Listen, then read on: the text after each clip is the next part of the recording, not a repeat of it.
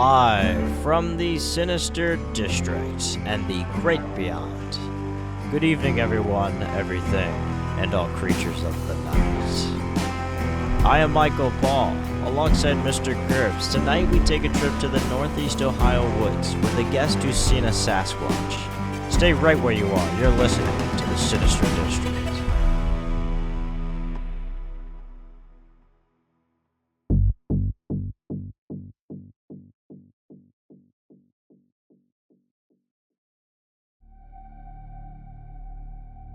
Well, hello, ladies and gentlemen. Welcome back to another week here at the Sinister District. Joining us tonight is a first-hand witness. We'll call him Phil, who has experienced repeated encounters with what he firmly believes was a Sasquatch. So I'm fascinated by Bigfoot. I've always wondered is there a hairy, monkey-like creature in the woods that possibly exists? Probably. It seems very plausible. But we are here today with Phil, and his story has been shared across many different places. Notable was this YouTube page that shares Bigfoot encounters. It's called Bigfoot Case Files, and his witness was the Ohio Bigfoot Files. So, welcome, Phil. Hello. Hey, hello. Thanks for having me. Glad to be here. We're glad to have you. I mean, where do we even begin? This is a story when you were younger, so like 13, right? Yes. And yes. So you're from Ohio. Correct. And it's a very wooded area, you said. So. Yeah. So I'm from a little town, Northeast Ohio, and up there, the woods kind of go into the town, right? So some of the buildings are built into the town, things like that. Or not, the buildings are built into the woods, right? So this story kind of takes place in a little 33-acre patch. It all connects. All the woods connect. So there are Bigfoot sightings up in our area. They've been going on. I think one of the news articles was like from the 70s, right? But I had no idea any of that. So this takes place, I was about 13 when this starts. Going back in the woods, we lived with my grandparents for a little bit. My father was deployed. And my grandfather had found all this old World War II equipment that he had gotten from a surplus store from my uncles in the 60s. So, I'm interested in this kind of stuff. I had been reading books on different things with it, and so it kind of starts where I climb up on this ladder, because they had this 8-foot tall privacy fence. I climb up on this ladder, and I got binoculars. I got the World War II stuff. It's middle of winter. I'm like pretending it's the Battle of the Bulge, right? Right. And what happens is, as I'm looking through the binoculars, probably about between 70 and 100 yards out, I see this reddish, orangish thing moving in the tree line. It's standing there, but you know what I mean by moving? Like, it's kind of like, when someone's standing there and they're kind of shifting. Right. And so I see this, and I look at it, I'm looking at it for a minute or so. I'm like, it looks like a guy in a ghillie suit, right? I'm like, that's weird. That's bizarre. So here I am. I'm like, okay. So I put the binoculars down to, get the wider picture. I bring the binoculars back up, and it's gone. Ooh. I'm like, okay, yeah. I'm like, that's a little strange. At this point in time, Bigfoot to me was the Patterson-Gimlin film, right? I had never really heard of Bigfoot being anywhere around here, So I'm like, that's kind of an interesting one. So a few months later, I reconnect with this friend. I'll call him Tom. So I reconnect with Tom, and we're going for a walk in the woods. He does airsoft. Airsoft was starting to kind of become a thing. This is like 20 some years ago, right? Mm-hmm. So Tom and I, this is the kind of the second one segue into it. We're walking in these woods. Now the woods had 3 sections.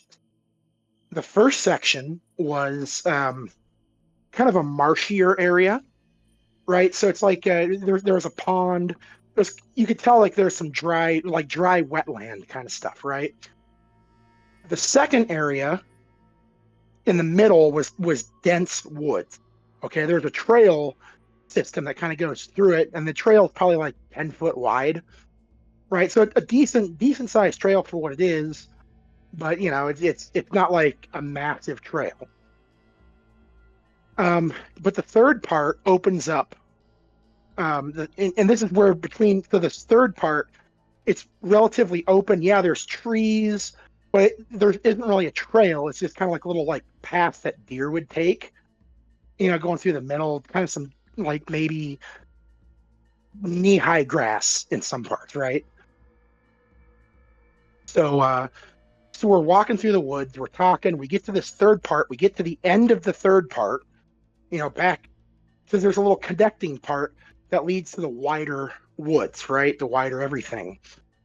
And we're back there, and we turn around, and we see this orangish reddish thing. It's back. It's back. It's over in the second part, between the second and third part. We get down, like we lay down kind of behind this log, and I had a small set of binoculars on me this time, right? So I pull it out, but I don't really see it. It's gone again, and we're like, okay, we can't go the other way because that's just going to take us deeper into the woods. There's no other way to go but back through there, right? So we have to walk back through that section. And and we're both sitting there like, we've seen this. There is something there. It's like, like a reddish, like a deep orange. You know what I'm talking about? Like a deep reddish orange. Mm-hmm. Okay. Yeah. What time of the year is this? Did you say? I can't recall. This is probably May, I think. Okay. So the first one's probably like, yeah. We're past yeah, it's fall. like early May. Yeah, past fall.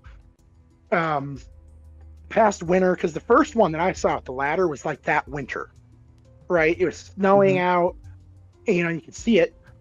So we walk past it.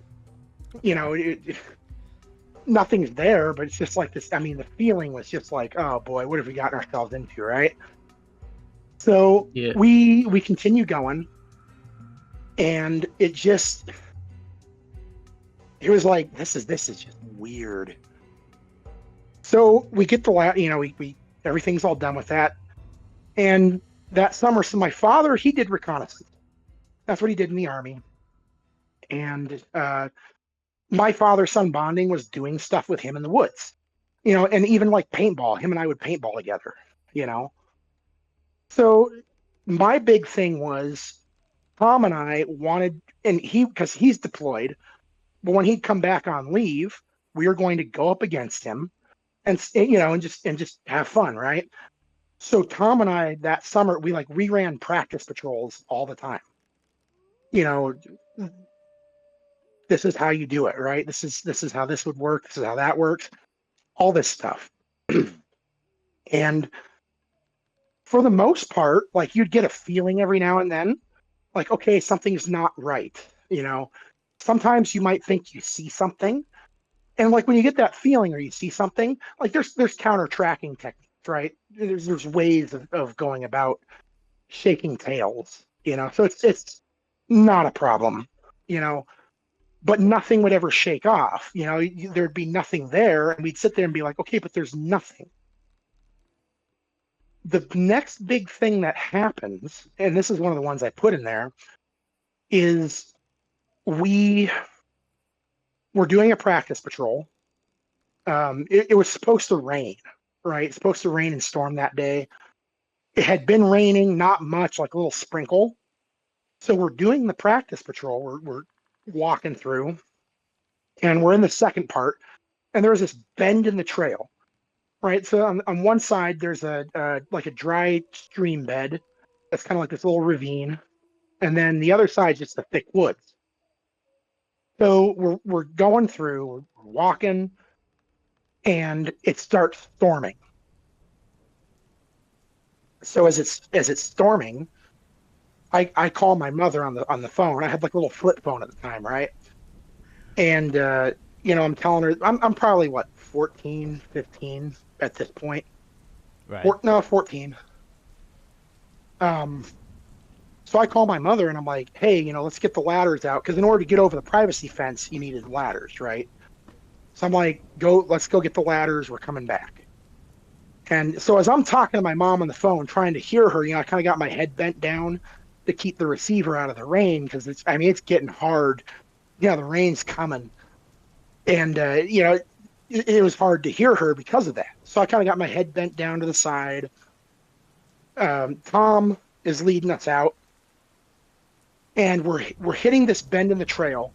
He starts going around the bend first, and all of a sudden he freezes. Arm goes up 90 degrees, 90-degree angle.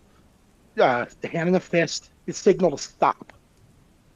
So we stop. I'm wrapping up the conversation with my mother, and he's signaling that he sees something up ahead. Oh no. I'm like, what? Yeah.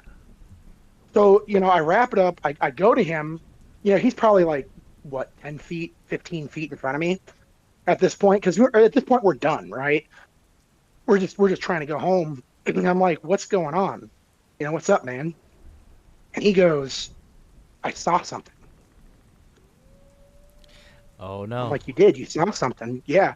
He said, saw something cross the trail from right to left. So from where the stream bed is to the thick part. He said, it crossed the trail. He said, it was big. This thing is big. I'm like, well, what is it? Was it orange? I'm like, is it? Well, he didn't say, right? He just said that it's big. Okay. Like that's all Right. he's saying. He's like kind of freaking out, right? Right. I'm like, do you think it's a bear? He's like, I don't know. Like, I don't know what this was. So we're walking down there, and we had just come through this area. Remember that. We had just come through this. There was a patch of mud in the middle of this trail, right? Trail's about 10 foot wide. We come to this patch of mud, and I kid you not, in the middle of this patch of patch of mud is about a 14-inch humanoid track. Toes, you could see the toes, you could see everything. So we stop and we're looking at this thing. It's in the middle of the trail. And we're like, our eyes are wide. We're like, dude, this is a human footprint. It's barefoot. This thing's like, this is 14 inches long. But this thing like, was what is it? abnormally large, this footprint, right? Yeah. It was it was barefoot. And B, it was just abnormally large, right? Like 14 inches. Mm-hmm. Like how many people have 14-inch feet, right? That is weird. And there's only one. There's no other prints. So whatever it is, like it was crossing fast, right? So made this step in the middle of the trail. So we're bending there. We're probably looking at this thing for like 30 seconds, right? We hear the loudest, thundering crashing through the brush from where he saw it go, right? And you can feel the thuds of the feet hitting the ground, boom, boom, boom, like that. And just you can see branches going everywhere. You can hear this just breaking brush like crazy. And both of us, it's running away from us. We look at each other and it's run, just run. I mean, it was nuts. So we ran. We get all the way out of the woods. We get over the ladders. We didn't really tell anyone anything, right? It's like, this happened. Like this happened, And even after that, we'd still go back and do things. We were teenagers. It was like, okay, so this deepens a mystery. Like this deepens the mystery. There's something back here. What is it? So that's kind of that part. And then, so fast forward a little bit, I kind of, how it is that age, you kind of fall in and out with people, you kind of stop hanging out with people, things like that, right? Right. So next friend, we'll call him Richard, right?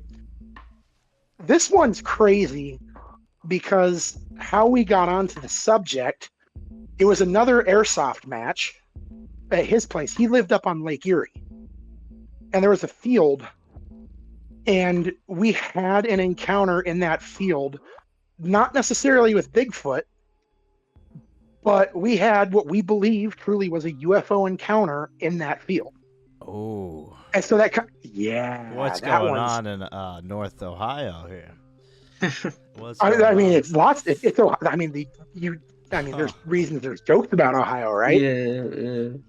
So, actually, funny thing about it, I've talked to him recently, and he says that kind of stuff that happened is still going on. Hmm. So even like almost 20. I mean, at this point, this was 2007. At this point, right? So we started like 2005, 2006. Now we're in 2007. So almost 20 years later, this stuff is still going on up in his field. Oh, You boy. know, Mhm. yeah. And that's one. If you ever want to hear, that's a different time. Well, Or if you well, want to take a detour, let's hold up a sec, because yeah, what do yeah, you think the first your other friend you had and you encountered this yeah. the big Bigfoot event here? Did you Mhm. think it was Bigfoot? What did you think it was? And by this point, I thought it. I by this point, I actually thought it was because it's like, okay, 14-inch humanoid footprint on the ground. I mean, what else could it be, right? You know, it's like now, because now I'm starting to learn more about this stuff, you know, starting to hear more about it, things like that in the few months, right, since I had my first encounter, because that first encounter got me interested in this. And so it's like by this point, this is probably like July or August. Right? So the first one's like December. Second one where he and I saw the thing and we hid behind the log is May. This is probably about August. And so, you know, by this point it's like, okay, this is probably what this is, you know. But what's it, you know, why here? You know, why is it here? Yeah, And that you know, is. you tell people this, and it's like, oh yeah, Bigfoot lives in this little patch of woods, right? And they probably think Well, you're crazy. oh, yeah, exactly. So my thinking and theory with this, the more that I think about it over the years, this little patch of woods, because the people that lived around it would put out food for the deer, put out food for turkey. So you'd have flocks of like 70 turkey, you know, herds of like 20 deer. I think it was a feeding ground. You know, like Bigfoot goes to the supermarket, right? Because you'd find like there were no predators that lived in that little section of wood. There was never any sighting of predators. Coyotes wouldn't go there. So like no Bear, bears. no bears, nothing, right? So you'd have these massive herds, and then all of a sudden the herds would just go away. You know, and you'd find deer carcass. You'd find deer carcass. I mean, thoroughly picked through, but you know, like Right. You said it, specifically in your talk there that no bears whatsoever. This no, foot looked humanoid, but it's very yeah, strangely large. This yeah. figure, huge orange, through the woods. I mean, what can it be? No, I feel like reddish orange is sort of rare. Especially, I mean, I think it's common in like, you know, I think some like monkeys and stuff have that color, but like for something like a bear or something to have that color, I think it's Yeah. kind of rare. Well, Anything and that would be that big. that's the thing is like surprisingly you can hide even if you're wearing orange. I mean, there was a time I went back with my dad. You know, one of our matches we did, he had an orange long sleeve shirt on. You know, just because he didn't feel like changing, and you know the results were amazing. You know, You think it was your dad one of the was in the ones. woods? No, not that. No. But I mean, even wearing orange, if you know what you're doing, you can easily just slip away. Did You know? you didn't see him the third time, right? You didn't only your friend saw him. I didn't. Only he saw him the third time. Did he describe him as like looking similar, or did you never like ask? I don't think Like- we really. I didn't really ask him about it. I didn't really ask him about it because both of us. I mean, like I'll be honest, we were shook up to the point where, like, when we looked and we said run, we just literally both at the same time said run. You know, when we heard it breaking brush, you know, and his whole thing is because it was raining, it was starting to rain heavier, right? You know, he was coming around the bend and he had just saw it right as it had stepped in the middle of the trail, right? And it was on its way out, but he caught the tail end of it. You know, he didn't see the full thing step, you know, from cross one side to the other. He saw the tail end of it as it's slipping into the brush, right, in the heavy rain. Mm-hmm. And that's what caused him, and that's why he's like, I don't know, there's something up there. You know, I don't know what it is. It's big. It just crossed the trail. You know, it was you know, and when he said that, and I'm just like, okay, that's a little strange. That's kind of odd, you know. And then when you see the footprint and you're like, oh my gosh, you aren't just seeing things. It's not the rain. It's not anything, because that footprint was not there when we came down the first time. So, did you You know, guys take photos of the footprint or like cast it or something, or? No. I mean, we had no casting material, no knowledge on how to do casts like that. Well, right? no, this Right. wasn't like Yeah. You didn't have like let's say like an iPhone or anything at this time. No, right? It was, like, no. before that. Yeah. Pull out the Nikon, the Polaroid. What was it? You said the second time like you were like hiding, or like were you like really close to it on the second time? Like It that was you felt like probably. Oh, sorry. It was No. probably about, at this point, the second time, right, when we were in the log, behind the log. Yeah. It was probably about 100 yards up.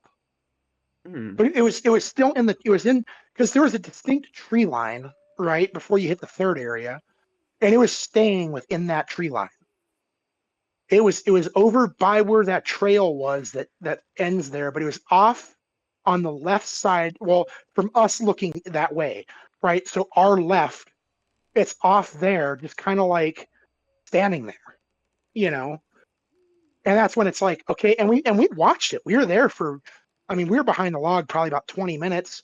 I think we probably watched it about 5 minutes or so, right? Like, you know, and then that's when I put the binoculars up and it was gone, you know? Does it have like human hands, like a well, I guess not like human hands, but like, you know, like I guess like primate like, you know, like primate like face, or primate like hands and stuff. I'll tell you, I've never actually seen its face. I never saw its face. It was always like, I Um, guess, like turned around. It wasn't always turned around. Like, even if it's looking at you, right? Like, it had enough cover that you could see it, but you know, some features, right? Like, it looked like a person, but a very hairy, large person, right? From what you could see. You know, it's just, yeah, it's bizarre. It's one of those. No, but arms and legs. Trying to think. Not too much. You could just see the body. You could see like right where its head is, but you just couldn't really, with the distances and stuff, like you couldn't really make Yeah. out much, right? And then when you would try to, you know, bring binoculars up or try to get a better look, you know, by that point, you know, you look away to do it, it's gone, right? You know, So when you guys were running away from said Bigfoot, you said the trees were shaking, thumping. You could hear Yeah. maybe. yeah. I'm sure you think it was running in the opposite direction, right? Oh yeah, yeah.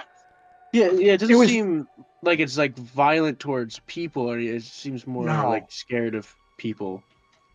But it felt big. It felt big because when we're crouched, so he was standing up, right? Which we see this footprint. He's standing up. I'm kind of crouched. I took a knee next to the footprint, and I'm looking at this, and we're both just kind of like in disbelief at what we're seeing, right? Like we're just the shock of it, of like, okay, here's this footprint right where he saw it cross the trail. You know, where he saw something cross the trail.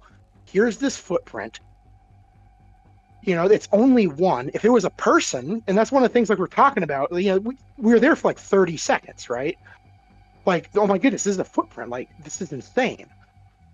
And the thing that we're talking about with it is like, okay, if it was a person for a stride like that, there's no way that a person would be able to take that many strides across the trail, right? Just one footprint right in the middle. So as we're doing that,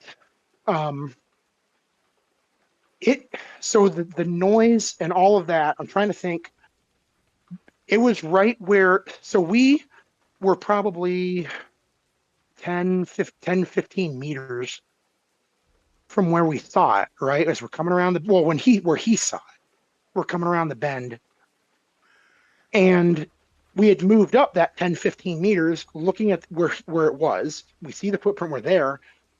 10 to 15 meters away in the big, thick brush, on the side where he saw it go. That's when we heard when we heard it breaking brush. And like I said, you could see the brush moving. Like you could see it moving. You could see, everything. You could feel it, on the ground. Like it's something's hitting the ground, right? Running. And it's as if someone's like running through brush and just pushing it out of the way. Stepping on everything, breaking it, all this. And you could hear it running away from us, right? Like that's the whole thing. But we still, it's like, just run, go. We need out. Wow. Do you ever like hear it make like a noise? It's like itself, like any kind of like, I guess like a grunt or anything? Zero noise. If it did, it would have been probably covered up by the rain or rain, because there was some thunder a little bit. I mean, it wasn't thundering much at that point. There was some that had happened, which is why we had turned around. But, if it had, it wasn't anything that we could determine or that we heard. I don't remember hearing any kind of grunts or anything like that. So this footprint, a lot of Bigfoot researchers look deep into the footprints. How would you describe its look? And like, you said human-like, right? So how deep was it? Because that could also indicate how big the creature is sometimes. Oh, man. I would say probably about an inch or so deep. I mean, it was one of those. It was probably about an inch or so deep. The footprint, because it was fresh. The mud was fresh from that day, right? It was a beautiful footprint. It was beautiful. All right.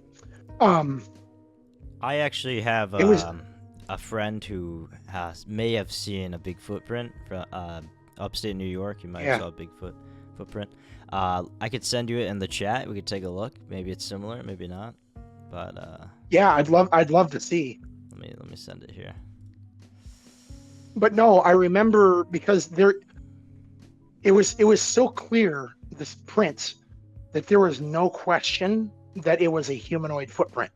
Like you could see the toes, you could see all that. It was like, wow, that's something. Let me take a look at the. Yep. So we got the footprint here. I will show it to our. Oh no, I can't show it. But if you want the reference, join our Discord server. It's in the photos channel sent by my friend Frank. And just... What is that? Very similar. It's muddy too. That is very similar. It's got the... you could see the toes. You could see the length of the footprint. Man, that takes me back. Seeing this print takes me back. That is what it looks like. That's a pretty good footprint photo. That is a good. It was. Yeah. That takes me back. It's something you can clearly see in your mind. I feel like you can almost see kind of like a big toe. Mm-hmm. I've seen a lot of people, when it comes to Bigfoot footprints, especially, in like items like or surfaces like mud, say that it possibly could be like, like a human footprint that can get like distorted especially like in like certain weather conditions. But I feel like like what human is walking around barefoot in the mud and like like in the middle of the woods. I feel like Well, it's one of those who's walking around barefoot in the middle of the woods and Mhm. who has enough stride to clear a 10-foot trail with just one print. And right, Yeah, this true. I mean, footprint you it's saw that quickly, right? It was like quick. You saw the Bigfoot, and then you It went was- and saw the footprint right after it. yeah, So- because it was one of those. He sees it. I hang up with my mom, and I'm like, Tom, like, what's going on, dude? Like, what do you see? And he goes, and we had stopped. We probably were stopped for like 5 seconds, 5-10 seconds, after I hung up, and I'm like, what's going on? I saw something. Okay, well, let's go take a look. And then we walked up the 10-15 meters to where we saw the print, and then we're looking at it, and then that's when everything happened.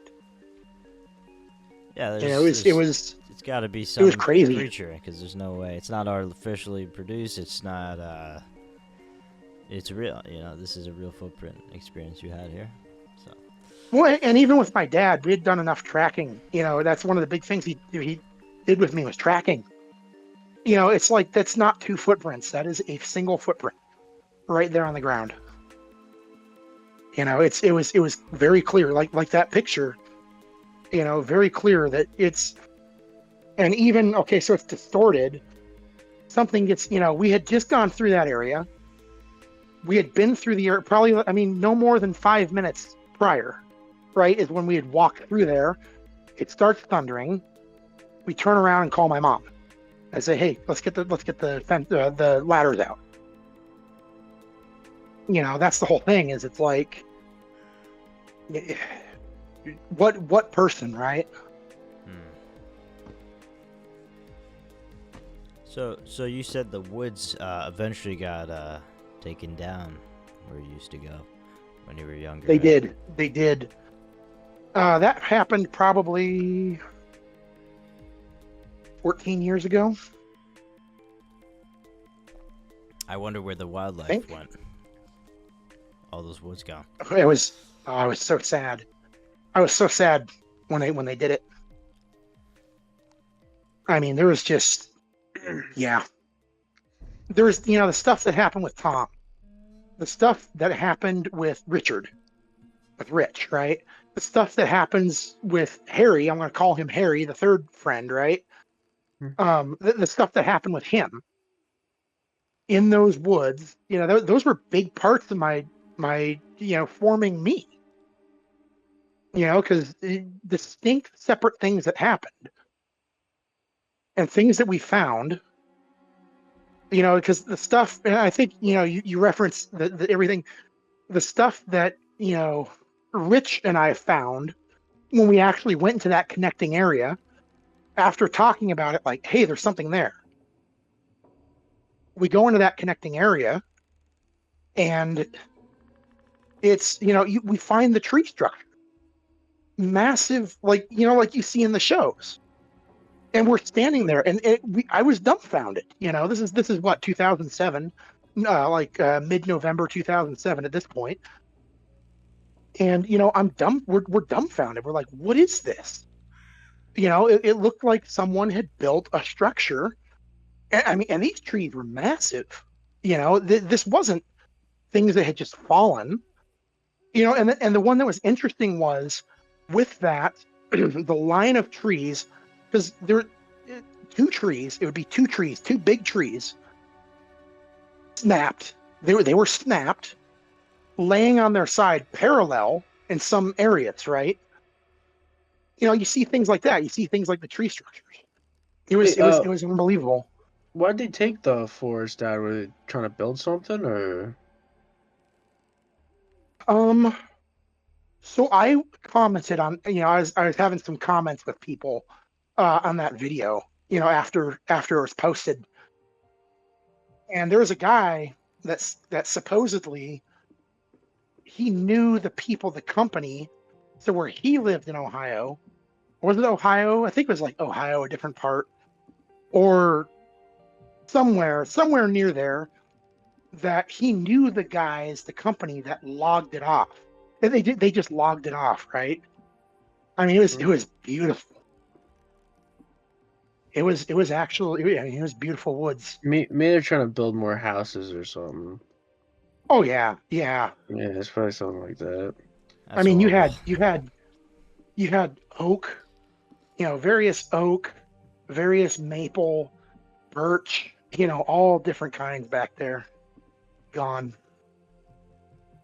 I come home, I come home from school, and I see, them starting to log it off. It took them a while to log that off too.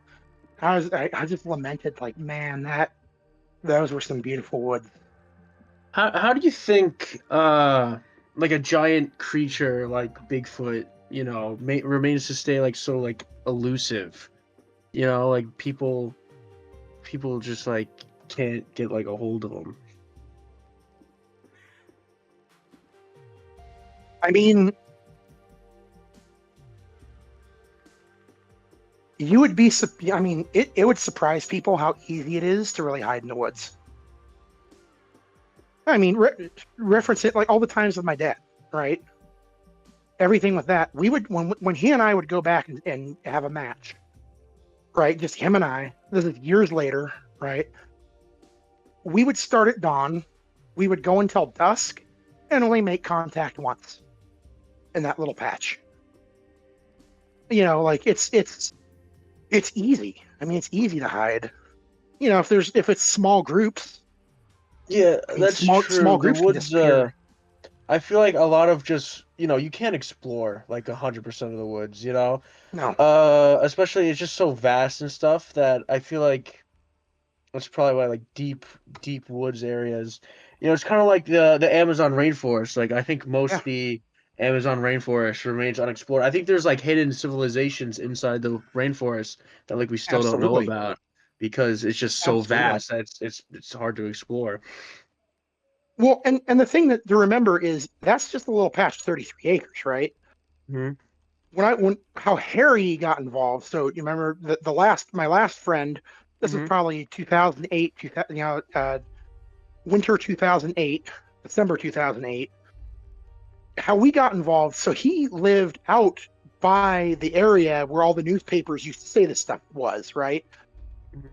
And how we got started is because we would go down, we'd do like Bear Grylls, Les Stroud stuff, right?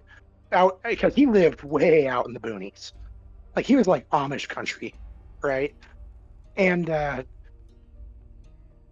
we would go and we were talking about it. We were down there because it's a creek. It's a creek. I'll just say it's in the video. It's Conneaut Creek, the Conneaut Creek Bigfoot, right? And he goes, "You're never going to believe this." I mean, and this is a guy, he had spent his entire life out there hunting, scouting for areas to hunt. Like this was his life out there, right? And he goes, and he had hunted everything that lived there. And his big thing was, this is going to sound crazy, but there's a Bigfoot that lives down here. And I'm like, okay, tell me more. He goes, it's orangish reddish. It sounds crazy, but it's orangish reddish fur. I'm like, Harry, Oh, we got to talk about this, man. I said, because my experiences, that thing was also orangish reddish thing. We're talking about the same creature potentially. This is. So here's another guy who had no idea, that I had this stuff happen. He's had this stuff happen. His whole thing is like, I've been up on the ridge line because there was a ridge line, a couple 100-foot drop, like a probably like a 45-degree angle down to the creek, and he'd be up on the ridge line, scouting hunting locations, and he would see this thing down there, and it's. And I'm like, I believe you because I've seen the same exact thing. You're describing the same exact creature that I have seen. I saw this Mhm. however many years ago. I've had people with me and we've had encounters with this thing, and we had mutual. So Rich, Rich and him were friends, too, at one point, right? And so I'm like, Rich and I had this experience. We found tree structures, we found all this stuff. Before that, Tom, my friend Tom, he kind of knew of Tom. Rich and Harry were a couple years younger than me. So it's like, so Tom and I had this experience. We've had I've had this experience myself. Tom and I have had these experiences. Rich and I have had these experiences. And now you're saying over here in a patch of woods that's connected to this 33 acres that you are having these experiences as well. Now, and it's the whole thing of like, okay, so what Rich and I found when we went to that connecting section, found the tree structures, found that, okay, so what are the tree structures? What is their purpose?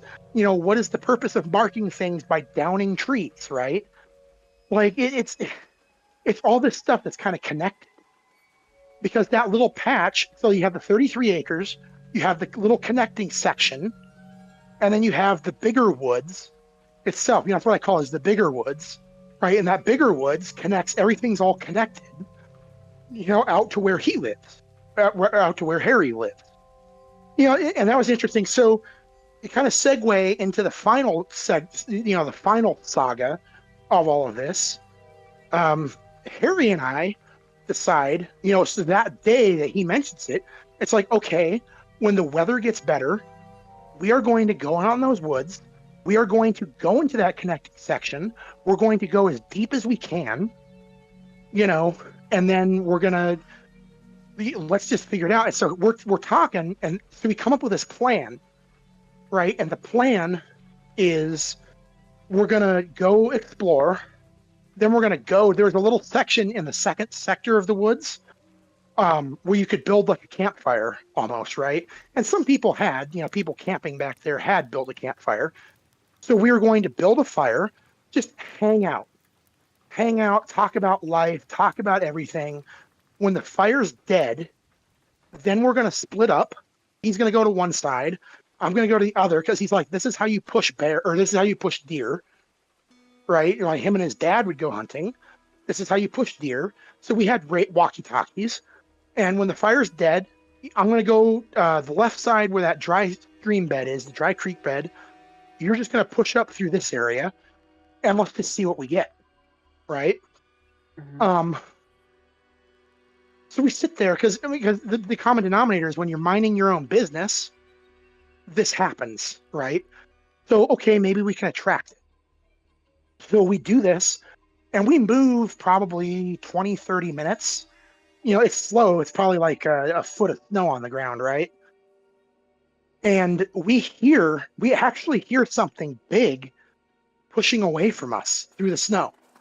Didn't see anything. It was a good distance away, but you could hear something big moving in front of us. And then the noises stop. And then we're talking about it over the radio, like, hey, you hear this? Yes, I hear this. Okay, let's move. It stops. It's like, hey, it stopped. Yeah.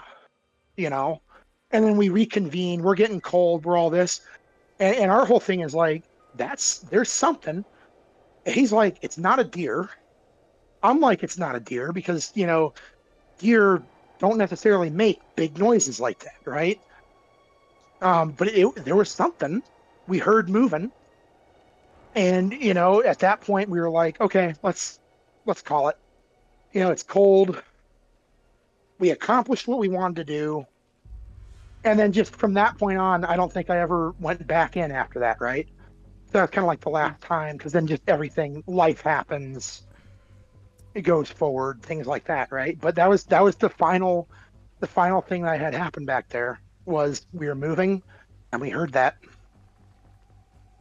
And it just, But now, and then how many? I guess like due to all like the logging and stuff, he's probably no longer in that area, right? Probably not. They've replanted. They've since replanted probably the last 7, 8 years they've replanted, but it's not Wait, the same. so what was the point in taking on the trees in the first place? Who knows? They logged it off. It was an empty. I mean, it was empty for years, and then I come back and they replanted. There's trees sprouting. At the time, it was like little tiny trees, baby trees. It was like, and, I've gone back the last year, 2024. I went back, and I'm there in 2024, and the trees are a lot bigger now.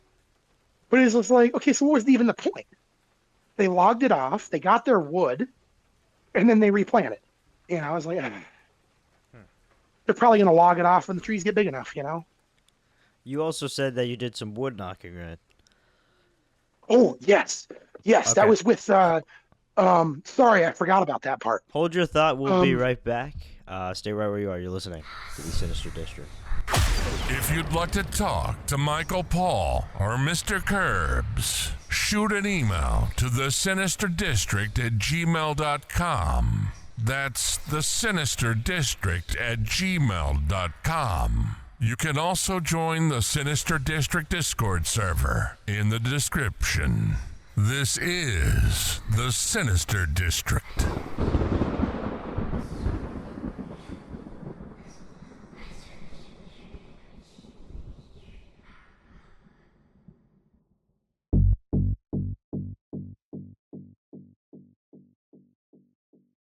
All right, folks, we are back here with Phil, and he is going to continue his story on the Bigfoot wood knocking. Yeah, so this was about November 2007. This is when Rich and I went back, right? So Rich and I, so we're back there. Remember the tree structures, right? I told you this is when we found the tree structures. So we're back there, and by this point I've been watching more shows, right? So first encounters like 2004, 2005, and 2006, so the early ones with Tom. By this point, there's more shows, there's more things. It's like, hey, let's try wood knocking, right? So when we found these structures, we're back there, and we do, we did the 3 knocks, pow, pow, pow. Like it's like a big branch, right, and knocked it. So we'd sit there and we're listening, and about a minute later, a minute or two later, coming from like the deeper part, it was coming from the deeper part of the woods, right? We hear a response, pow, pow, pow. Oh, wow. And yeah, it was like, okay, let's do this again. So pow, pow, pow, right? A minute later, pow, pow, pow, coming from the deeper part of the woods. And it was just like, man, this is insane. We found the tree structures. We found like that path of trees, right? The path of trees, the tree structures. Now we got wood knock. So what we did, at one point, so we went a little deeper, found more of the same, more than like the tree trail. And then we're back there, and we do it again. We do it a third time, pow, pow, pow, but we get no response. Ooh. Yeah, there's no response. So now we're back in the deeper part. We're a little bit into the deeper part. We had responses. We found more tree stuff going on. We did the wood knocking. We had the responses. Now we're not getting responses. And we're standing there, it's like, okay, let's try it again. No response. And the feeling immediately, it's like this foreboding feeling comes over you. And we both kind of look at each other. It's like, we shouldn't be here. Like this was a bad idea. Oh, get out of there. This was legitimately yeah. As soon as that happens, it's like, okay, we're leaving. Oh. We're going, just the feeling, like the whole atmosphere. Cause I don't want to say ecstatic, but it's like, we're ecstatic because something happened. We found this stuff. We did this knocking, got this response, and then nothing. And then there's this feeling. It's like, oh man, this is not good. And then, that's when we left. And then, yeah, I didn't really get a chance to go back too much between that time and when between Rich and Harry. The next time I went back was the stuff with Harry, and a lot of that is my grandmother died a month later after Rich and I had done stuff. My grandmother died. Life happens. Trying to get things sorted out with that, and fast forward like a year or so later, and then that's when Harry and I went back. Man, so what do you think it is? Do you really think it's Bigfoot, right? I legitimately think it's. Let's talk about that, right? Mm-hmm. Okay, a person. Why would a person? The people that live in that area, around that area, are older.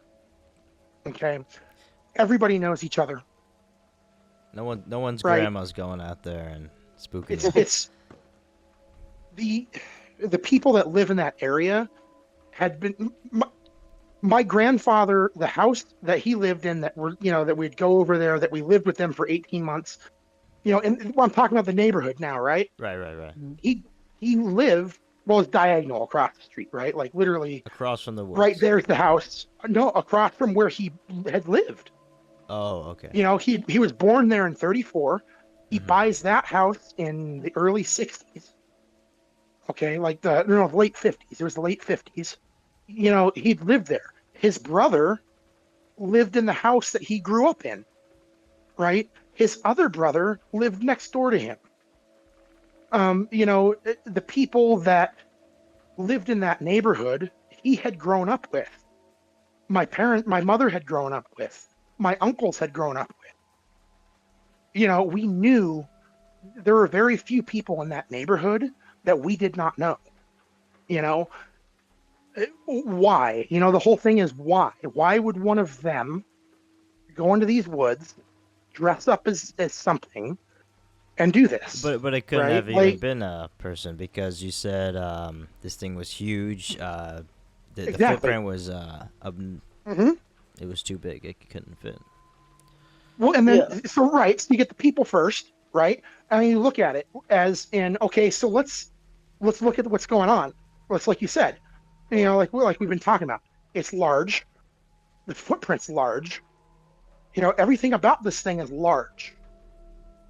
Okay, so is it a really tall person? It's impossible, right? Like, there's no barefoot 7-8 foot tall basketball star running around the woods, right? Like it's there's things like that, and even up there, the concept of Bigfoot for a lot of these people, because it's a lot of older people.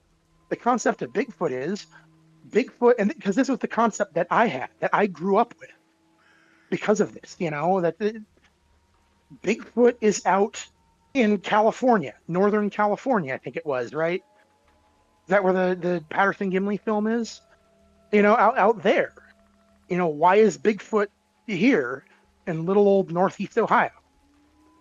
It's there's things like that. There's things where it's just, and then you keep adding to it, right? So the early stuff, you see the big thing, you find the footprint. Okay, now it's, going back. So, the stuff with Tom. Now going back with Rich. Okay, I'm back with Rich. Why is there a person in the middle? I mean, yeah, there's people that live nearby, right? But why are these people going out and building these giant tree structures? Why are people building, ripping trees in half to turn them into like some kind of like not path, but you know what I mean? Like, obviously marking something. It's these are people that, quite frankly, don't have that kind of time. That kind of time to do that kind of stuff. Why would they don't have the, I don't want to say energy, but like, it's different, right? I mean, there's a lot of people that would hunt. You'd find shot shells all over, mostly in like the marshy area where the ducks would go, because there were some ducks there, ducks and turkey. But are these people going back and doing all this in a part of the woods where there is no trail? Right? You got to remember where we found this. There is no trail. It's you have to, once you get to the third part, that's where the trails stop. If you go deeper, there is nothing. You're going cross country. So what? Usually they hunted deer or turkey. What do they usually hunt? Uh, Mostly probably turkey, some Yeah. deer, probably some deer. But that gets a little bit more finicky up there. But there were definitely duck. The shells that you'd find were bird shot, not buck. You wouldn't find any buck or slug, just bird. Okay.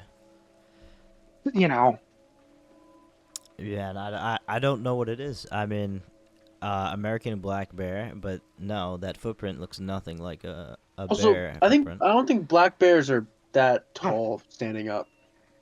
I think grizzly bears are taller. I'm not sure if black bears are that tall standing on their hind legs. well, And most bears don't. Well, this thing was walking on two legs. Well, whenever you did see it, was Yeah. on two legs, right? Right, And most yeah. bears don't Exactly. stay on two legs for that long. So that's out of the question. Oh. Any other animals? Yep. Probably not. I can't think of one similar. no, like- and the thing is, like, would there be bear that show up once every couple years? Yes, there would be a bear that shows up in that area. But when that bear showed up, like, it would hit the news. Like, it would actually make the paper. Hey, watch out! There's a bear in this area. Hmm. And then people would talk about it. Like, that was the talk of the town. Oh my gosh, so and so saw a bear. It's, and we're talking like the little one. What is it, brown or black? I can't remember what the smaller one is. The black I think is smaller. Yeah, Yeah. and that's Yeah. what it was. It's just like the smaller of the bears. Yeah. It's just, yeah. Hmm. I think black bears get up to, I think it's like 4 to 6 feet standing up. Yeah. Well, Oh, this is definitely. a grizzly bear's 8 to 10. No, I and think- there's no grizzly at all in that Yeah, area. yeah. I'm not sure if there's even grizzlies. No. And also, a black bear wouldn't have, reddish orange fur. It might, but again, the footprint looks Black- nothing like it, and it's No. standing on two legs, and I'm pretty sure bears don't know how to knock trees back. No. So, Or would knock, I mean, that could be a different situation. There could You be know, like a The U, person there, but I don't know. I mean, the U.S. is, one of the, I feel like few countries or areas that doesn't really have like any sort of like primates or of any kind. And from what I've heard about Bigfoot, I feel like it closely resembles like, I guess, the behavior of like almost like an ape of some sort, Mhm. And that's where I'm kind of torn. When people ask, like, what do you think Bigfoot is? Some people go the metaphysical route, where they go, okay, well, Bigfoot is this interdimensional being. I'm not saying it is, not saying it isn't, but it's. I really honestly, I think it's more ape than anything else. Just from what I've seen, it reminded me a lot of a person.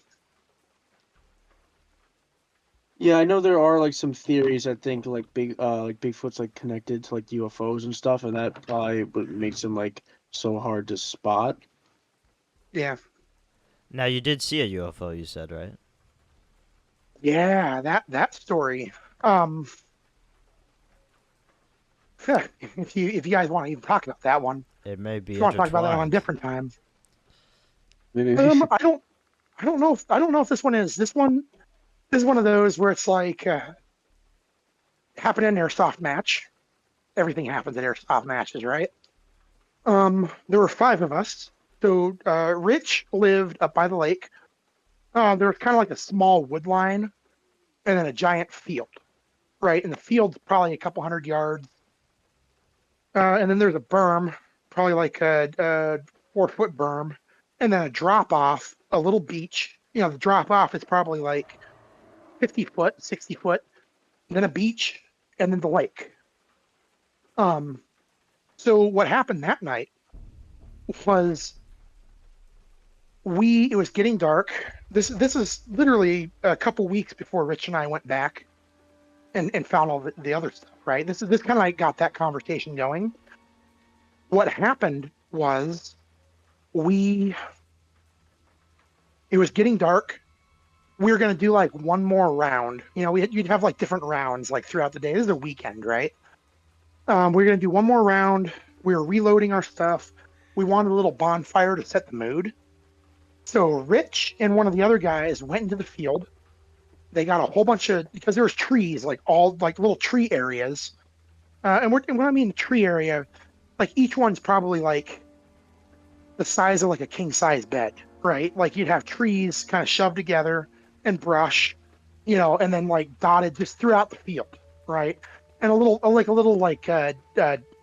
game trail or something that leads all the way to the berm, from the wood line to the berm, right? Because the grass is probably a couple feet high out in the field. So Rich and this guy, they go back, they get this wood, they come back, and we're standing there. I'm reloading my stuff. I'm getting ready to go. There's 5 of us. And we look out in the field, and they drop the wood. Their mouths drop. Their eyes go wide as saucers. They're like, there's a fire in the field. And, you know, all of us are like, come on, guys. Like, haha, that's funny. You know, funny joke. But, you know, let's get serious here. You know, we're thinking they're trying to freak us out, right? And like, no, serious. There's a fire out in the field. And so we look through the wood line. I mean, and the wood line's probably, gosh, I would say probably like 40 foot deep. You know, it's not a very deep wood line, right? It's like an L-shaped wood line. Because there's a road and another road and the houses. It separates the houses from the field, right? And so we're looking at this. You know, there's this fire in this field. And it's like, okay, so is there someone out there? Like, what's going on? It's like, well, let's go out and see.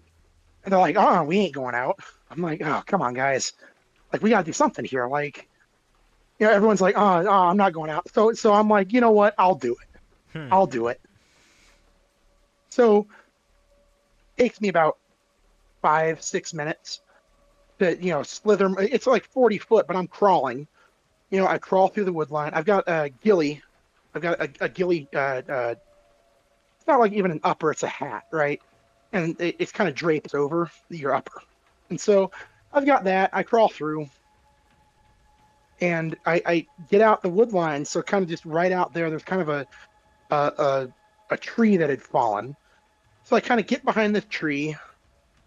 You know, it's dark. And I see this fire out in the middle of this field. I can see the berm behind the fire, right? Because you can see, because it's light enough with the moon and all this stuff. I can see it. I can see the other tree areas behind it, around it, and I can see people moving around this fire. Like, probably like 3 or 4 people around this fire. And so I'm watching it for a couple minutes. I'm like, okay, so this isn't a prank. You know, this is actually something that's out there. And this is where the UFO part comes in, right? So I slither back through the woods. It takes like 5-6 minutes to get back through the woods. I report back, and we're standing in the driveway, right? Because it's kind of like driveway area, everything, you know, like a gravel driveway, right? We're standing in this driveway, and, you know, we look. And so the road that's heading up toward the lake, right? So there's a road running east-west, road that runs north-south, right? North-south to the lake.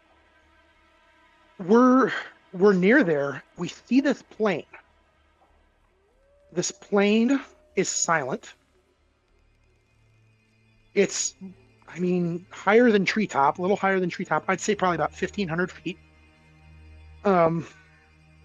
I have taken flight lessons before. So, altitude, stuff like that, right? So it's probably about 1,500 feet.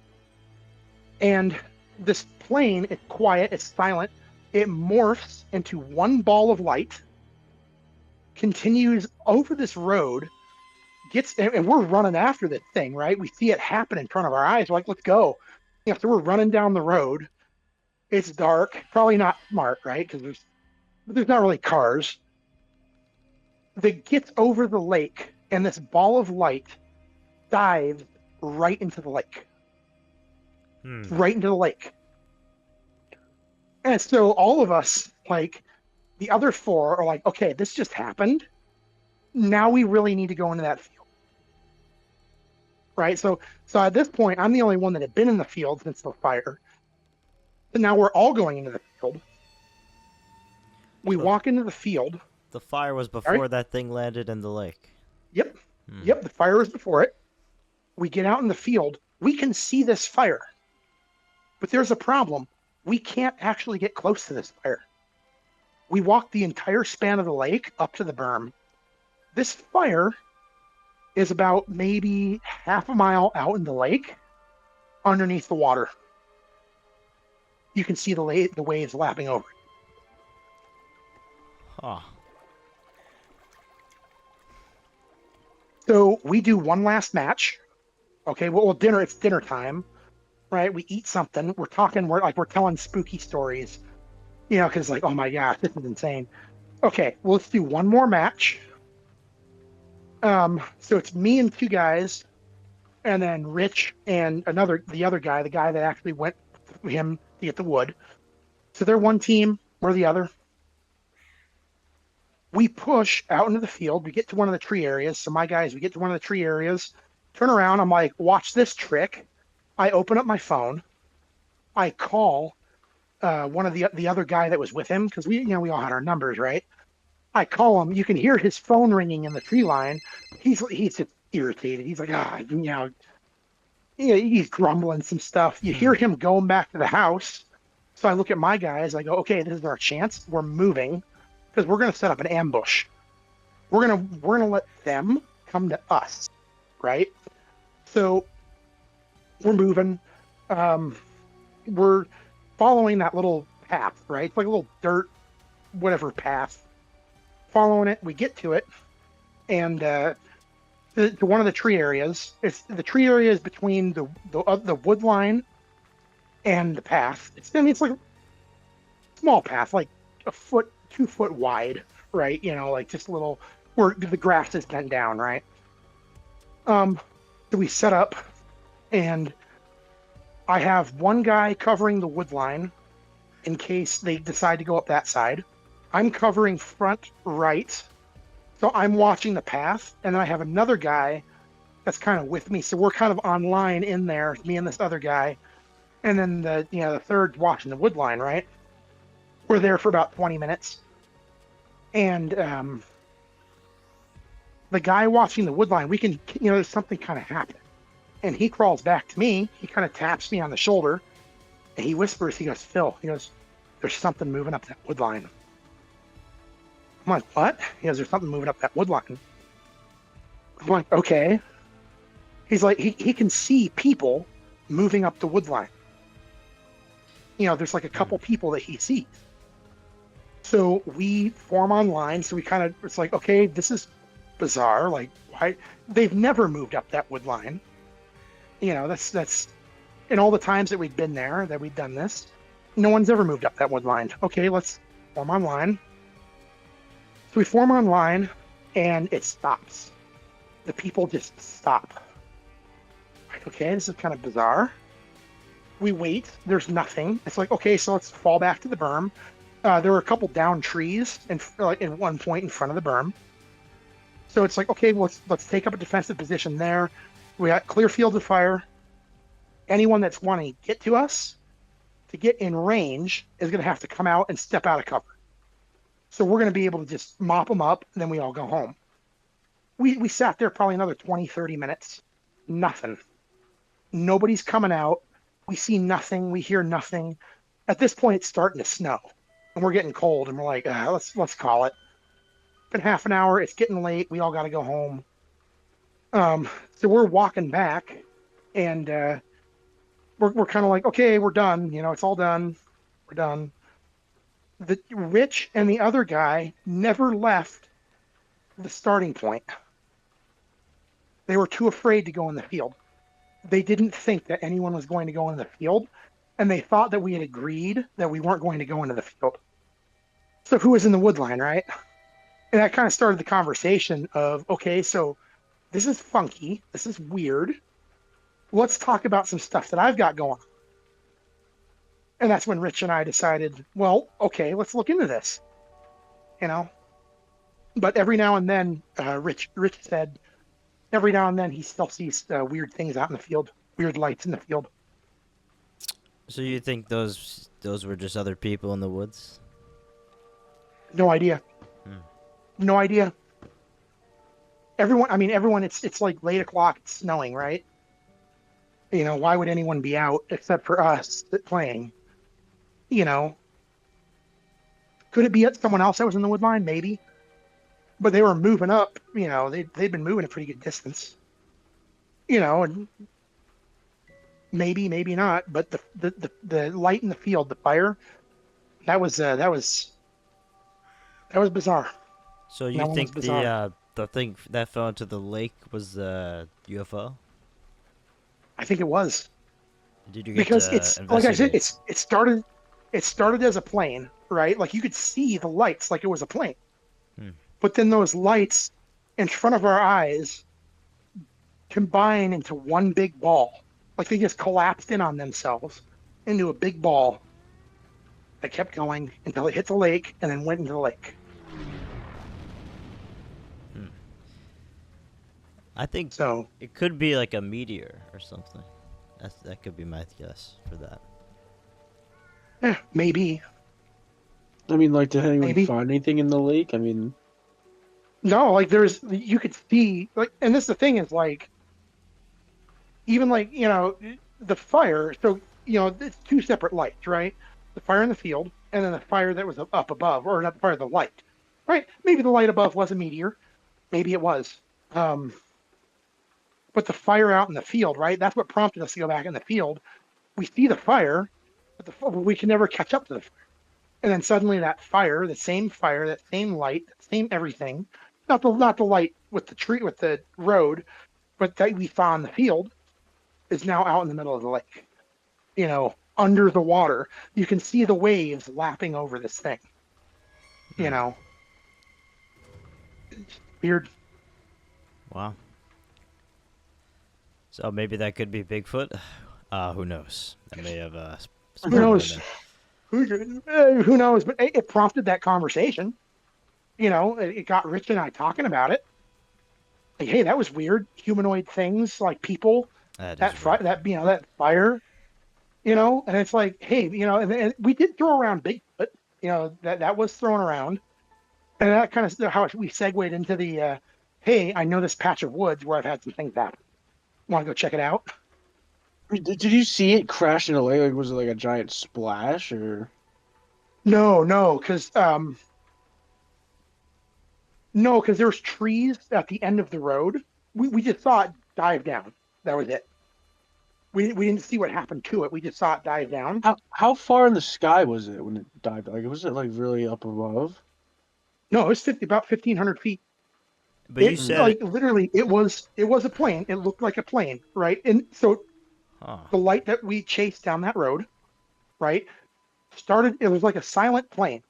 You had the red blinking light on the left, the green blinking light on the right. Okay, and then you have the little small white light in the back, just like a normal plane. All three of those lights collapsed into one ball. One ball of light. One ball of white light. We watched it collapse. What about that was the whole thing. The plane? Like the plane just kind of turned into a ball? Exactly. And then that's the thing that went down the road. It was over the road, probably about 1,500 feet. Which is how high planes fly. And then it picked up speed, because I remember it picked up speed. and then it just dived right down the lake. Literally, Did it was flying straight, and just straight down. it make like any sound? Like did it sound No. like a plane? No sound. Nope, no sound. It was silent. Well, that is very strange. It was. I mean, and that's the thing is, it's like, and even in like that weather at that time of night, because the weather wasn't. There was enough that you could see the moon, but it was definitely getting colder, and the moon was starting to kind of, as the night progressed, there was more stuff rolling in, right? So it's like, anyways. Wow.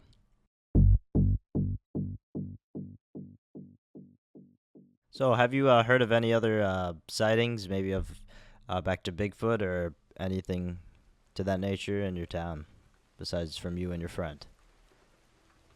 So yes, so the paper, I'd have to dig again. I know that there's some articles, there's some stuff about it in the 70s that pop up, and then I think a few years ago, pops up. Oh, local saw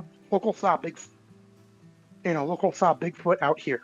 You know, so there are other people that have seen it. Um, I'm trying to remember the description. It's been a while since I've read it, since I've read any of the papers. But yeah, other people have seen things. Not just me and my friends. Yeah. I'm looking at Ohio ranks 4th in the largest number of Bigfoot sightings. Yeah. Apparently the number 1 Bigfoot area is Washington. Yes. Right? I heard if you camp in Oregon, one in the Yeah, middle Oregon's of the in woods, Oregon. you'll find them. It's Washington, California, Florida, Ohio, and Oregon are top 5. Florida's interesting. My favorite. So my in-laws live up in the Cascades in Washington, and a couple times a year we drive up there for vacation, summer and winter.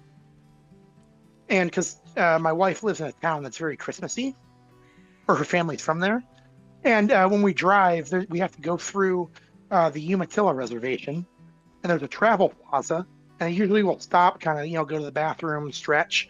It's up in the after you get out of the Blue Mountains, right? The Blues. So you come down out of the Blues, the mountain passes up there, and I always have to take a selfie with it. At this travel plaza, they have a life-size, giant, cartoonish, stuffed Bigfoot that they dress up. Because I've got friends that get into this stuff too, and I'm like, guys, and I'll send it to my mom. My mom gets into this. I'm like, Mom, I had a Bigfoot encounter. I said, I got great pictures. Let me show you. And I'll send it to her, and it's fun. Never had encounter with Bigfoot up there. Never, and we've been camping up there. Ran into bear. The only other place I've ever had any kind of anything Sasquatch related is out here in Utah. So I'm out in Utah. I had a friend that we would go up to the mountains at least once a year. And one of the years we went, he took me to an area where, like the year prior, him and his son had an encounter with something up there. And so those pictures, I think it was those pictures I sent you. I don't know if you remember that the one of the footprint and the one of the rock stacking. I didn't encounter anything up there, but the footprint and the rock stacking, that was the picture doesn't do the footprint justice, right? It's dry, kind of dry dirt. But the rock stacking, that spire that they're all on top of is about 25 yards in the middle of like this bowl in the mountains, right? So it's like this spire on either side. It's probably like 400-foot tall spire, right? It's flat on top. And each of those rocks is the size of a coffee. They had to weigh about 1,000 pounds each. So these first two are the rocks on top of the spire. And then this next one is going to be, this next one's going to be the footprint. And the other one, and we didn't have any encounters up there.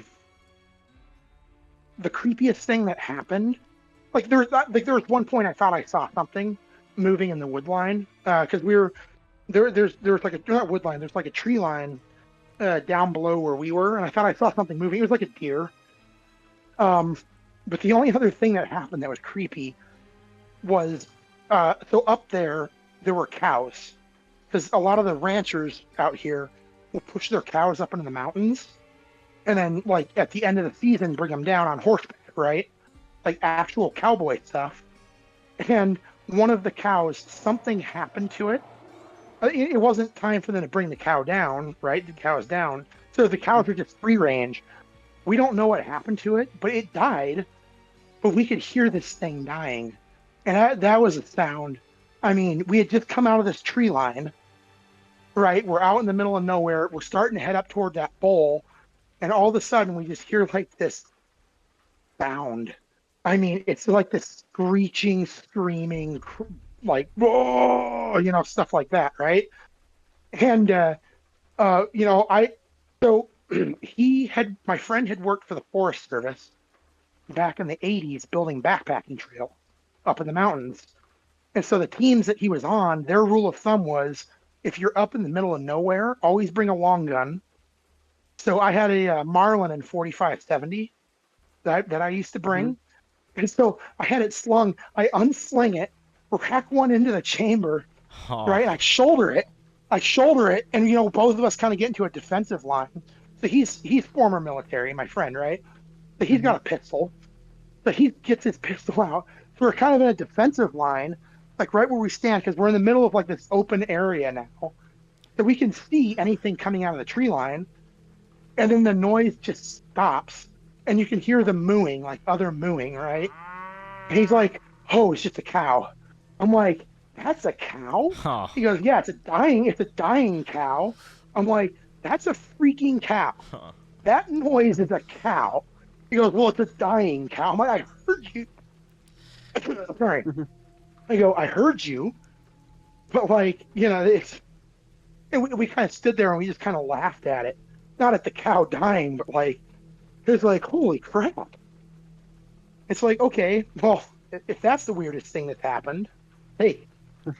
And to clarify, this was in the Utah mountains, right, for listeners? Yeah, this is up in the Uintas. Yeah. Right. And then shortly after that, once we got up to where that bowl was, is where the footprint and the rock stacking was. Wow. Yeah, these rocks look huge. Yeah. Especially They the ones were. at the And that's the thing is, if you look at the spire, you see all the trees around the spire. Those are the tops of trees. Those aren't little trees. Those are big trees, the tops of them. So something climbed that spire with those rocks and stacked them.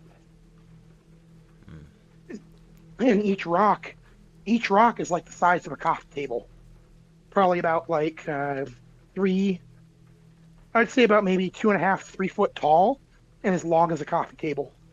And this footprint is pretty cool too. It's hard to see it, but if you like look away a little bit, it's easier to see. But you can see it's kind of slanted. The picture didn't really do it justice. Yeah. But it was one of those, like, I snagged those 2 pictures and I'm like, you know what, my life is complete. This is I actually have photographs now of something. Like this is cool. This is cool. How do you think like a creature like Bigfoot can be sighted in so many places across the U.S.? Like do you think there's like a multiple of them? Oh, absolutely. Absolutely. I mean, why do you think? Let's rephrase the question, right? How do you think that brown bears are spotted across the U.S.? I think there's multiple of them. Yeah, but Yeah. I mean, does that mean like I guess like they like reproduce or whatever, right? I guess there's like I want a baby Bigfoot.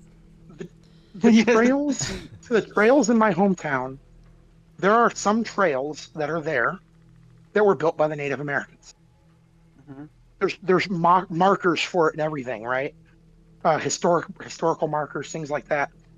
When you walk those trails, when you walk in those lands, there's an ancient feel that is indescribable.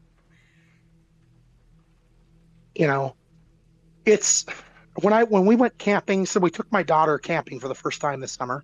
She's 4. Um, we took her camping, and we were up by a mountain lake in the middle of the Cascade Mountains.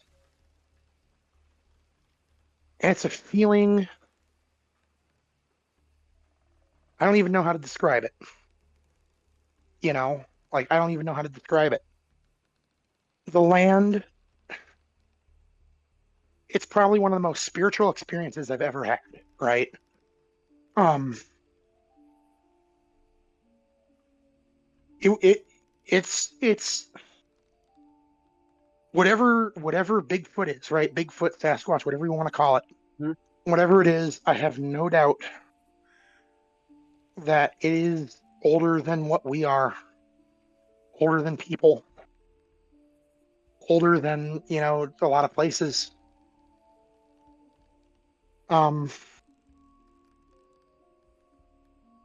Because that's where you find it, right? Is this old land. These are, Well, I mean, who knows how long they live, right? Who knows yeah. how long they live, how old they can get, what they are, you know? I'm pretty sure. I think the first like Bigfoot sightings like were from like Native Americans, Mhm. where they like I think they would tell like tales of like a humanoid like primate like creature in the woods. So I bought this book called Man Like Monsters on Trial. Mhm. The book came out 30 years ago, maybe 30, 40 years ago.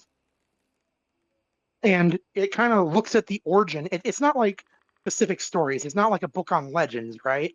Mhm. It's a collection of scientific papers from a conference that kind of talks about this phenomena, right? What is Bigfoot? What is the origin of it? And if you look, every, I mean, it takes kind of a skeptical look at Bigfoot, you know, like, does it exist? Does it not exist? Kind of proposes theories.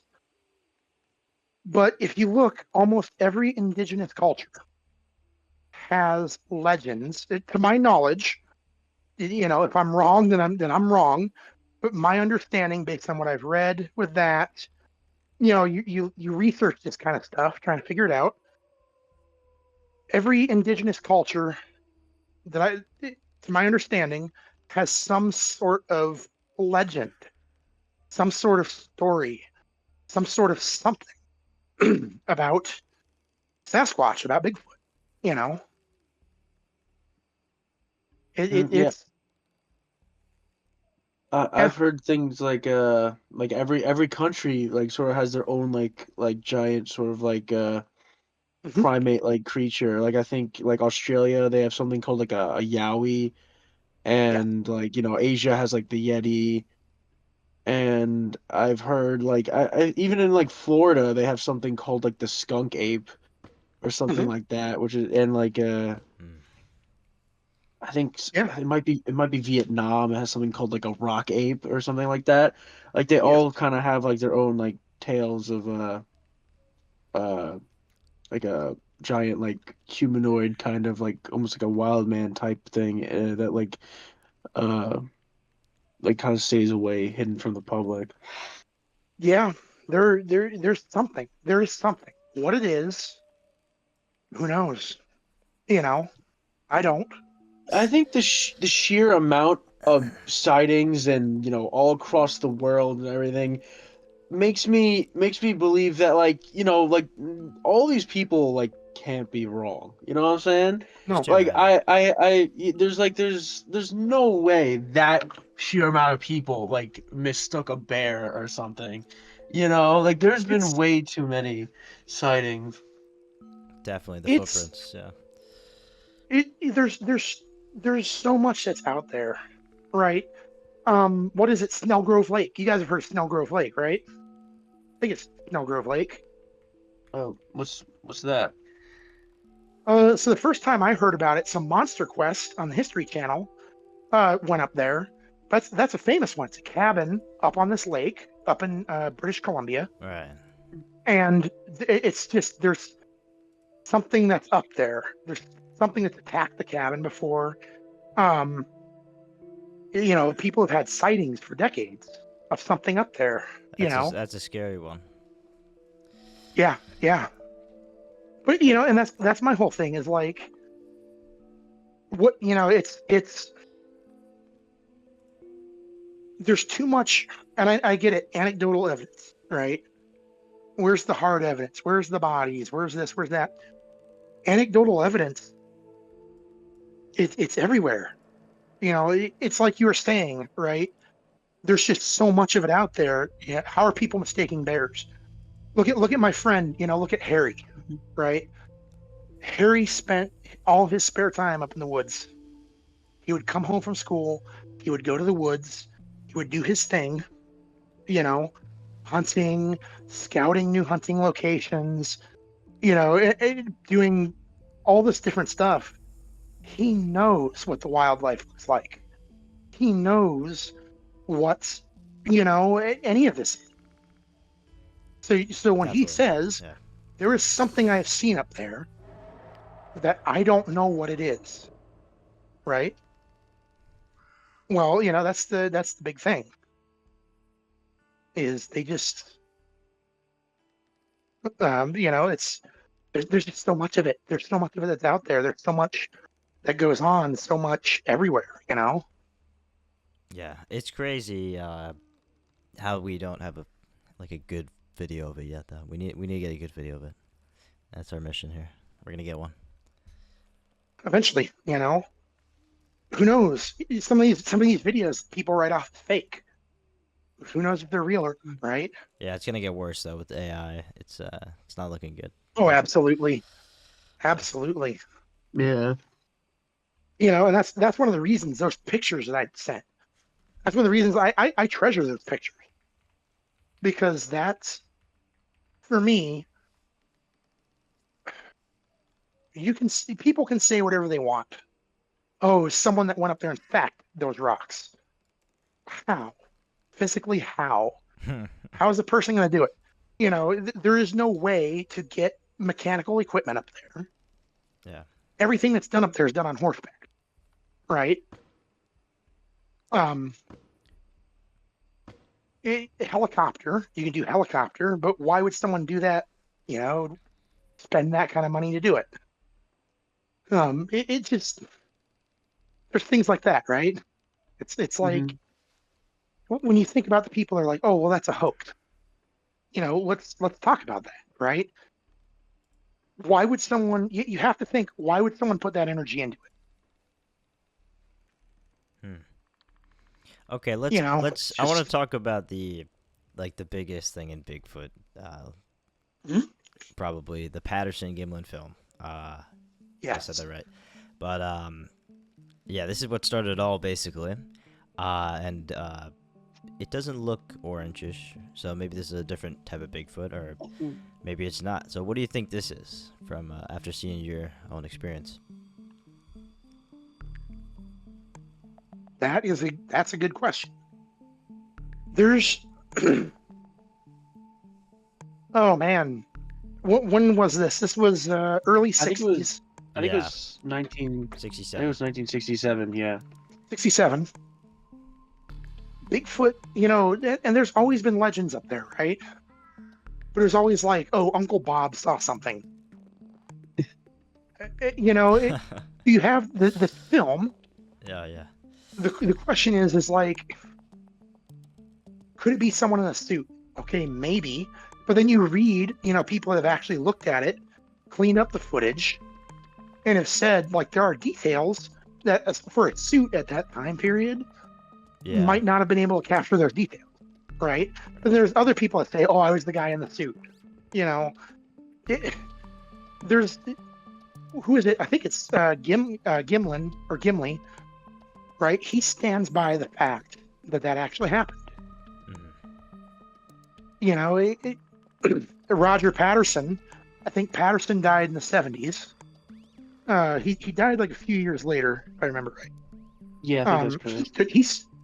He stood by it. He stood by the fact that this actually happened.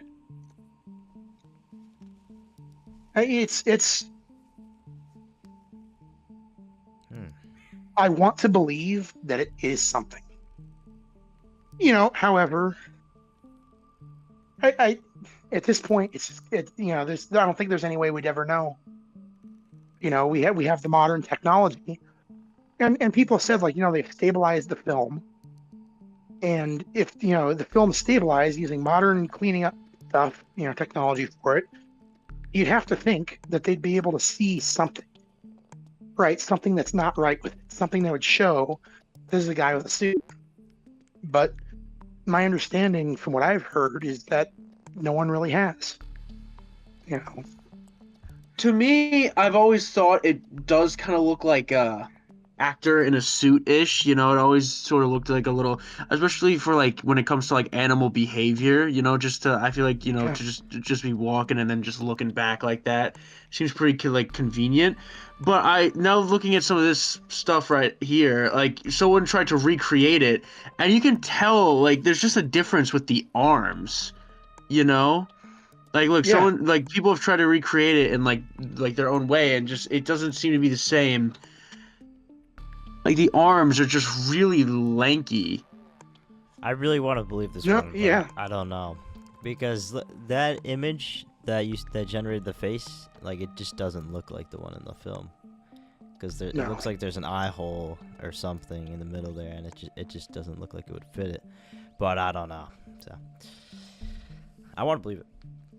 But it really is like super impressive. If it is an actor in a suit, it's super impressive and really well done. For us to still be like debating whether it's real or not to this day. I think a lot of evidence sort of points to it being like an actor in a suit, but like I feel like there's just still things that are like kind of odd about the video, like especially the length of the limbs and everything that still like sort of leave some questions where like you Yeah. can't like 100% like confirm it to be so. Yeah. There's a lot of proportions with it. Sorry. Yeah, there's the a lot of proportions are with very it that- unhuman. Yeah. I mean, it's really hard to fake it back then, but you never know. I think they definitely could have gotten a costume back then. My big thing is the proportions. I feel like the costume for it could have definitely been possible back in the day. I mean, I'm not sure if you heard of a show called $6 Million Man. Yes. Yeah, you probably know the Bigfoot episode. I don't know the episode, but There's an I episode know where of the he show. basically like fights Bigfoot or something, and it took place, I think, at least like 5, 6, maybe like 7 years after the Patterson-Gimlin film. But I don't think there was like should have been like enough like advancements in technology or like that could have made like like the one in the 1967 not possible, but the one in the $1 Million Man show possible. You know what I'm saying? Yeah. Yeah. It's plus you got to consider costume of that size too, right? Like Yeah. getting it up there. Yeah, they're on horseback, but still, the logistics. Who knows? I like we were talking. I want to believe. I want to believe, but I really could go any way. Yeah. I know other like famous photos or videos of other mysterious I guess cryptids have been proven fake within the past a few decades. Like I know the famous like Loch Ness monster photo was like shown to be like actually just like a toy. Yeah. And it was just like in the water or something. I think it was like the guy's grandson that exposed it or something like that. Loch Ness. That I used to love it. I used to love Loch Ness monster. Mm-hmm. But then like the more you think about it, and again like the hoax, things like that. It's who knows if it's real or not. That have people seen something? Sure, but what are the chances of it being something? I feel like definitely it could be before our time, like a dinosaur. Probably something similar existed, definitely, for that. Yeah, Yeah, I I mean, think it's just that's something. It sounds like with a lot of these cryptids, or at least like a few of them, Mhm. it sounds like almost sort of like some of them are like prehistoric animals, or Mhm. like the Loch Ness monster is similar to I think it's called like the plesiosaur, like that dinosaur, Mhm. and Bigfoot's sort of similar to like a ancient kind of like primate called like a Gigantopithecus, I believe. Yes, Yeah. yes, Well, I think that just about wraps it up. That was a lot to cover. Yeah. But yeah. yeah, we're gonna send those photos that you got and everything. We'll put in the Discord server. I'll send you the invite there. But Cool. yeah, if you guys have any questions or whatever, maybe you have your own photos or experiences, please email us and or you could join the Discord. So we appreciate your time, Phil. And Yeah. yeah, any last words here to note? No, I appreciate you having me on. And I think the final thing is that I would have to say is, because everyone always talks about how, sorry, there's, some people feel shame about telling their story, and I don't think there's any shame in it. You know, Definitely not. um, Yeah. it's that's why my thing is always if someone's had an encounter or a story, tell it. Talk about it. It's join the link of people who have been doing it for as long as human culture's existed. Yeah, So, definitely. Yeah. Mhm. but no, thank you so much for having me. This is a pleasure, guys. Thank you, and until next time, folks, it's been a good one. From the Sinister District and the Great Beyond, I wish you all a good night. See you next time. Say goodbye, Curbs. Goodbye.